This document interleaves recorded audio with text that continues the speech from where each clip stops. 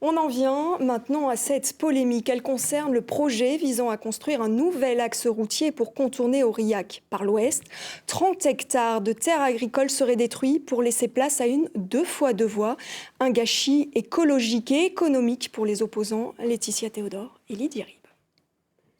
Donc le projet prévoit de créer une route qui part un petit peu au-delà du pâté de maison que vous voyez en face.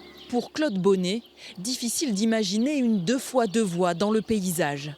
C'est pourtant bien le projet présenté par le conseil départemental aux propriétaires fonciers concernés par le tracé.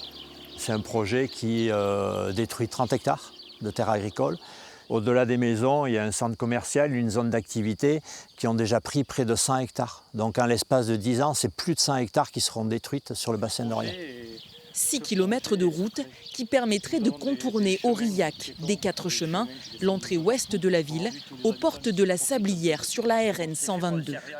On nous a présenté un projet, ce n'est qu'un projet, c'est une ébauche, pour découvrir au bout d'une heure que le projet était totalement arrêté, non négociable, et qu'en fait on nous demandait de choisir à 10 mètres près où allait passer la route.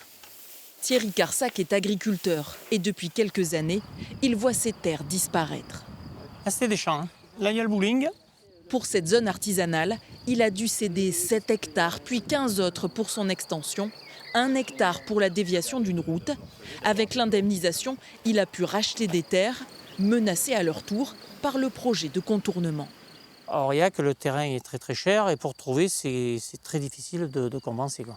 Ça complique la vie, sachant que nous, il y a quand même 4 emplois sur l'exploitation. Le projet devrait coûter 30 millions d'euros, financé par le conseil départemental et la région. Un projet financé, vous venez de l'entendre, par le conseil départemental et la région. Écoutez justement la réponse de Bruno Faure, le président du conseil départemental du Cantal. Il rappelle notamment que ce projet était prévu de longue date. Ce projet était déjà prévu dans le cadre du pacte Cantal 1. Donc ça fait une dizaine d'années où nous avons ce projet-là. Nous avons souhaité faire le raccordement à la 120 vers le pont d'Orgon en premier, puis Saint-Flour en deux. Et il arrive logiquement à cette période-là, mais il n'y a aucune volonté de vouloir desservir le centre commercial. Ça, c'est un argument fallacieux.